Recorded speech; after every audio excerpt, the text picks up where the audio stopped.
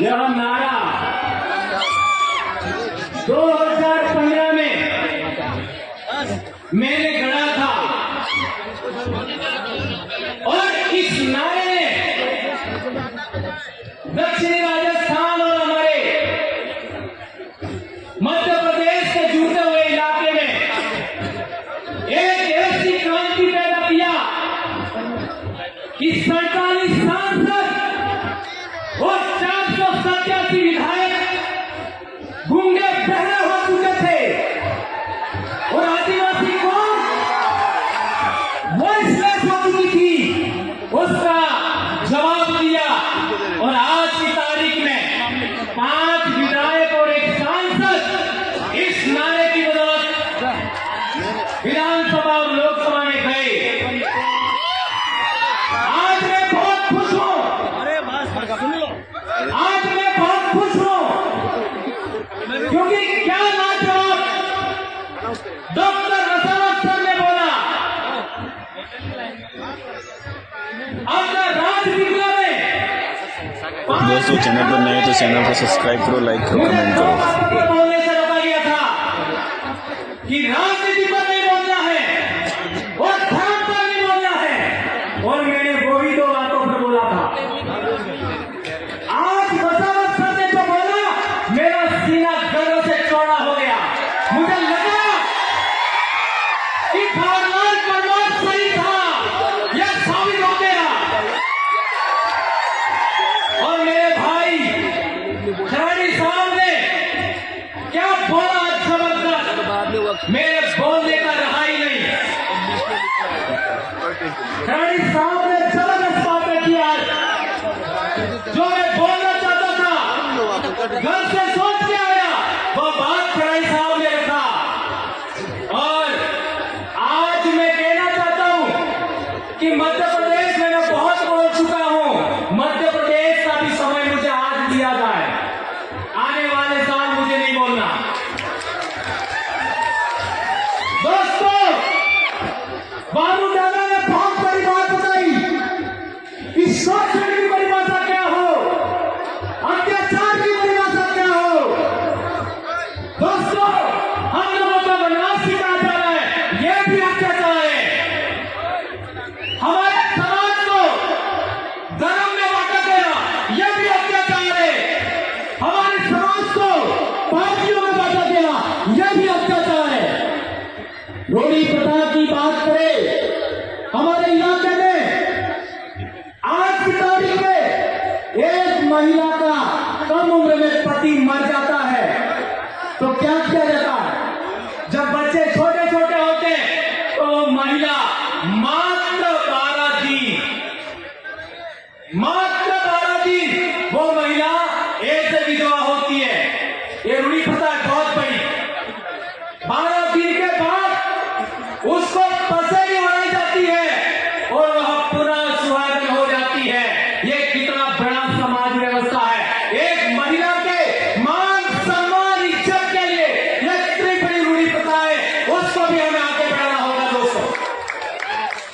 और एक बड़ी बात बताई थी गौरतलब ने कि हम हिंदू भी नहीं है, मुस्लिम नहीं है, ईसाई नहीं है। हमारे लोग कहते हैं कि हम हिंदू नहीं है, लेकिन हिंदू क्यों नहीं है कभी नहीं बताते, कभी नहीं बताते। और इस बताने की बात आए तो वो मात्र ये कहते हैं कि हिंदू विवाह की नियम हमारे ऊपर लागू नहीं होता। आज रतलाम में देखिए, जब अलीराजपुर दाहोद में देखिए, हमारे समाज का जब विवाह होता है तो एक कपड़े का अड़ूड़ा मांडवे में रखते हैं, उसके ऊपर एक लोटे में महुआ रखते हैं। मान्यवर चौधरी साहब कह रहे थे, महुआ अर्घ एक लोटे में रखते हैं और उसके ऊपर दूसरा लोटा पानी भर के रखते हैं। क्या ये बात सही है? और उसके चारों तरफ फेरा लेने से पहले आरती की थाली से तिलक लगा जाता धरती माता को। यह कितनी बड़ी रूढ़ी प्रथा है। अग्नि पूजा नहीं होता और इसके बाद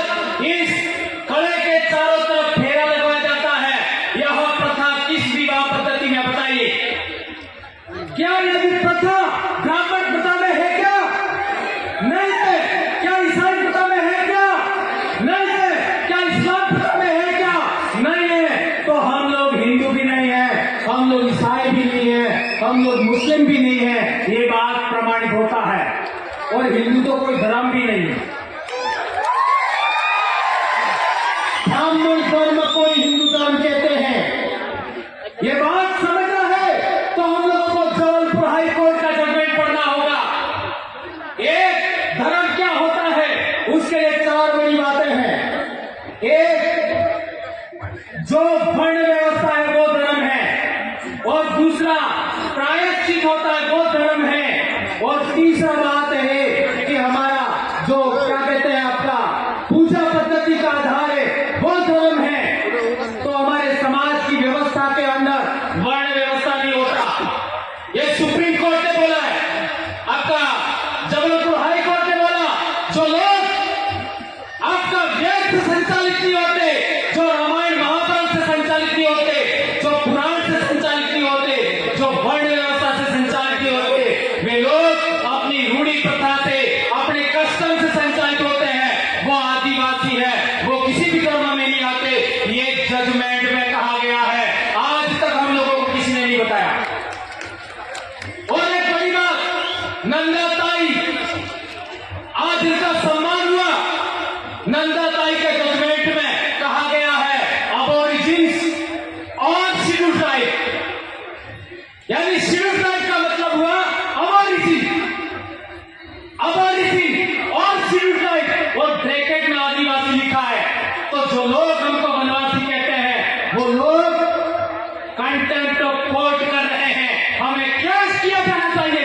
कौन माइकल इसके लिए तैयार है? हाथ उठा लो। ये कंटेम्प्ट ऑफ कोर्ट का जब आपका केस किया जाना चाहिए तो मैं मानूंगा कि नंदाबाई के साथ आपका न्याय हुआ। एक और बड़ी बात, हमारे बहुत सारे बड़े वक्ताओं ने बात रखा। एक बात आई थी फिर प्रदेश, तो कई लोग मेरा विरोध करते थे।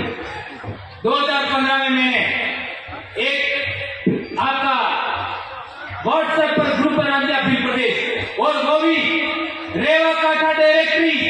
मैं पैदाइशी मानकर आंदोलन की देन हूं। ये खराड़ी साहब पैदाइशी मानकर आंदोलन की देन है। और ये आपका जितना भी दक्षिणी राजस्थान और उत्तरी गुजरात का आदिवासी है, उत्तरी मध्य प्रदेश का आदिवासी है, मानकर आंदोलन की पैदाइश है। और मानकर आंदोलन का सबसे बड़ा उद्देश्य था भील राज कायम करना। और ये बात कौन गुरु के इतिहास में लिखी हुई थी, उसी को आधार मान करके मैंने भील प्रदेश व्हाट्सएप ग्रुप बनाया। बहुत लड़ाई हुआ, लेकिन लड़ते लड़ते हम लोगों ने आज पूरे इलाके के अंदर ये बात फैलाने में कामयाब हुए। आज मेरे छोटे भाई चेतन वसावा ने बोला, आपने कितना इस्तेमाल किया। मेरे छोटे भाई जयकिशन पटेल ने बोला, कितना बड़ा आपने इस्तेमाल किया। और हमारे डामोर सर ने भी बात किया, आप लोगों ने इनको सर आंखों पे रखा। ये बात हम लोगों को आगे बढ़ाना है। लेकिन मेरा भील प्रदेश क्या है? मेरा भील प्रदेश एक राज्य से भी बड़ा है। मेरा भील प्रदेश का मतलब है जहां जहां भील राजा हुआ करते थे वो सारी जमीन भील आदिवासियों की है। ये आदिवासियों के जल जंगल जमीन की लड़ाई है। ये है भील प्रदेश में नहीं है। भील प्रदेश का मतलब जहां जहां हमारा बाप दादा राजा महाराजा थे वो सारी जमीन हमारी है, चाहे वो आज की तारीख में कोई भी बैठा है। और एक बड़ी बात, हमारे लोग जो संसद में और विधानसभा में गए हैं, वे लोग जब हमारे समाज की एट्रोसिटी होती है, हमारे समाज का मर्डर हो जाता है, हमारे समाज के गांव उजाड़ दिए जाते हैं, हमारे समाज का पेशाब कर दिया जाता है, मुंह पर कब भी मुंह नहीं खोलते। उसका कारण क्या? ये बात मात्र बच गई थी वसुंधरा सर की स्पीच में। तो हमें जनप्रतिनिधि सिलेक्शन प्रणाली लागू करना होगा। जनप्रतिनिधि सिलेक्शन प्रणाली का मतलब क्या है? एक विधानसभा के अंदर करीब 500 लोग वोट करेंगे, जो जीतेगा वो चुनाव लड़ेगा, बात खत्म। एक लोकसभा में 700 लोग सभी गांवों के वोट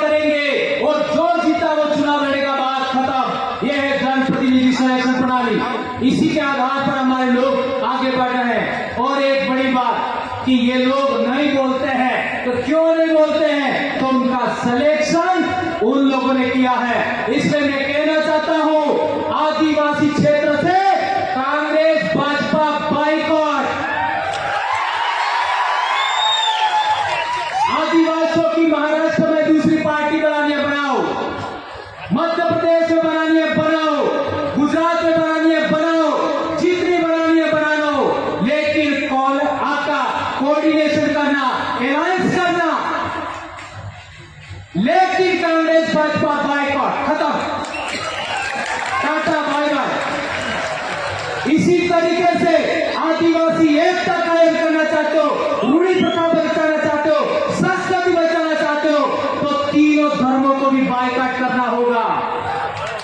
प्रकृति धर्म, आदिवासी धर्म, जो कहने को इंडिजिनस धर्म, ट्राइबल रिलीजन 1931 में था, पुनः लागू करो। जो करना करो, जो राजनीति करो, लेकिन इनको आउट करना होगा। और ज्यादा नहीं तो इस दिमाग से तो आउट करो। है मान्यवर चौधरी सर कह रहे थे, मेरी बेटी एमबीबीएस कर रही है, मेरा बेटा एमबीबीएस कर रहा है, एक 9th क्लास में बेटा पढ़ रहा है। तीनों के सर्टिफिकेट के अंदर, स्कूल के अंदर आदिवासी लिखवाया मैंने। और मैंने नंदाबाई का रेफरेंस दिखा, वो कोर्ट में इसका जजमेंट लेके गया, ये आदिवासी लिखा है। और यदि आप नहीं लिखते हो, इस पर साइन करो, मैं आपके ऊपर कोर्ट ऑफ कंटेम्प्ट का केस ठोकूंगा। तो तहसीलदार भी डर गया और ये बात हो गया। एक अंतिम बात,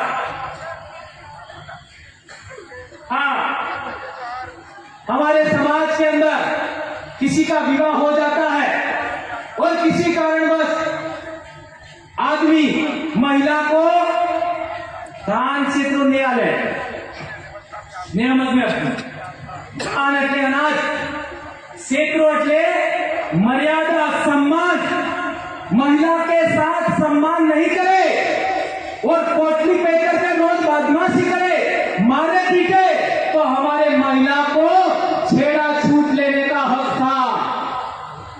Am I right? और छेड़ा छूट का मतलब तारे मारे मामलों खत्म। तभी बीसी मरी सके तो मरे मर है काल जो कोई।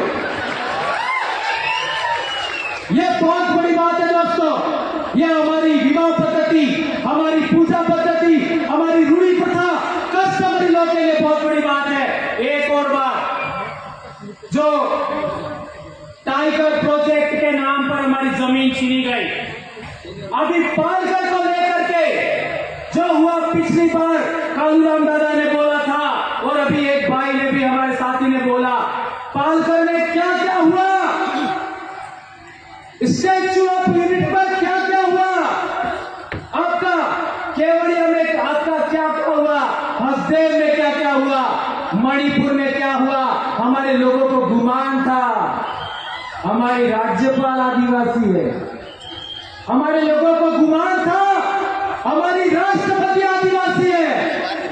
क्या किया? सिफार। इसका मेरा विश्वास उठ गया है और मैं लंबे समय से कह रहा हूं, सरकार तेरी नौकरी लेना तो ले, मैं कभी चुनाव नहीं लड़ूंगा, लेकिन तुम्हारा बंदोबस्त करके छोड़ूंगा, नहीं छोड़ूंगा। और आदरणीय वसावा सर को भी कहना चाहता हूं, मैं जिंदगी में कभी चुनाव नहीं लड़ूंगा, लेकिन नेता पैदा करके छोड़ूंगा। मैं मेरे बाप की औलाद हूं, मैं मेरी मां की औलाद हूं और बाप की अकेली औलाद हूं मैं। और 2011 से इस बीमारी से पीड़ित हूं, फिर भी नहीं डरा मैं। कितना क्या क्या हुआ मेरे साथ, खड़े साहब को पूछ सकते हैं आप लोग। एपीओ किया, निलंबित किया, क्या कर लोगे? लाखों $1 प्रमाण पैदा हो गए। धन्यवाद दोस्तों, आप लोगों ने मुझे इतना बेरहमी से सुना और संचालक भाइयों ने, मेरी बहनों ने, मेरे भाइयों ने, और इतना मुझे समय दिया। आपका दिल से जोहार करता हूं। और आज की मेरी स्पीच मेरे आइडल वारू सोनवड़े और कालूराम भोगले को समर्पित है।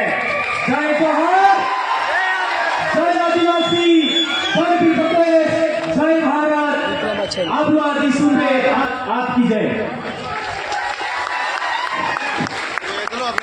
धन्यवाद दादा। Subscribe now and press the bell icon. Never miss an update.